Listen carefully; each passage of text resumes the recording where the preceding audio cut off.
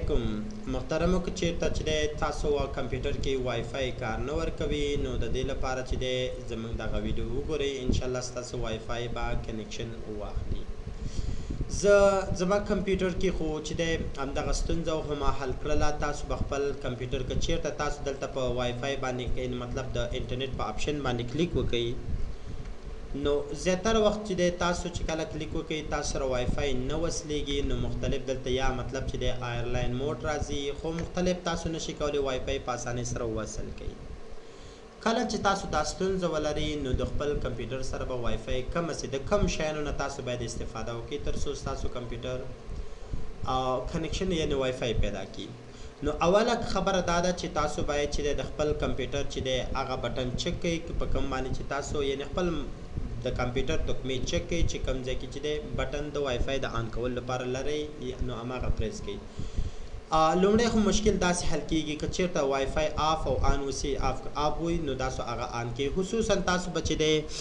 کمپیوټر کیبورډ ته به لاړ شئ او هلته به د اف فنکشن وګورئ چې به د اف په کومه فنکشن باندې زموږ د وای فای آن کېږي. زیاتره لیپټاپو کې چې دی د اف 12 بټن په پریس کولو سره کېږي. که چیرته هغې نه وروسته که چیرته تاسو بیا هم وای فای آن کېدلی نه شو نو دغه تخنیکونو نه استفاده وکړئ. را به شئ او کنټرول دغه وینډوز ایکس ووهئ وینډوز ایکس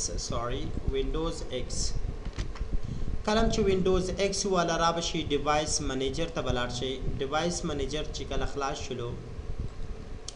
د دې نه وروسته به تاسو راشئ دلته او اډاپټ نیټورک لیکل شوی دی اډاپټ نیټورک ته به لاړ شئ یا نیټورک اډاپټر.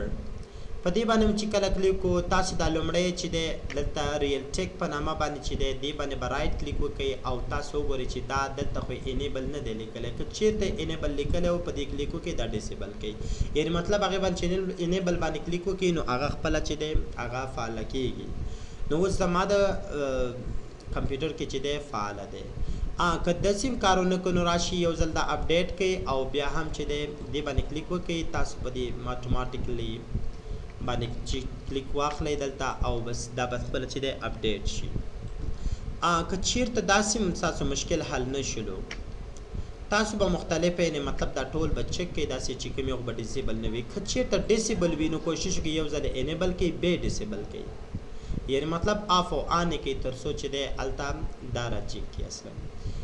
دا ټول مو چې چک خو بیا هم ستاسو کار مطلب کمپیوټر کار نه کوو خو کوشش کوئ د دې نه وروسته کمپیوټر ریسټارټ کړئ تر څو چې دی تاسو معلومه شي چې کار یې کړی و که نه. د هغې نه دوهم قدم کې که چېرته اسې کار ونه کړي را به شئ سرچ ته به راشئ او په سرچ کې ولیکئ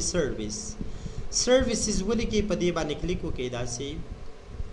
او دلته په یو دانه هر یو آپشن چې د انتخاب کو چې بس کلیک وکړو بیا نور ډبلیو پریس کا چې کله د ډبلیو باندې پریس کړلو هغې نه پس راشه دلته لیکلي وای فای ډایرکټ سرویس کنیکشن منیجر سرویسز دی. په دې باندې به ډبل کلیک وکړي او دلته تا سره چې دی که درته دا ډیسیبل انتخابو نو کلیک پې وکړه او دا انیبل کا او راشه اپلی کا او دا اوکې کا نو د دې سره به هم ستا سره چې دی کمپیوټر د وای فای آپشن به کار شروع کړي وای فای به کنیکټ کړي.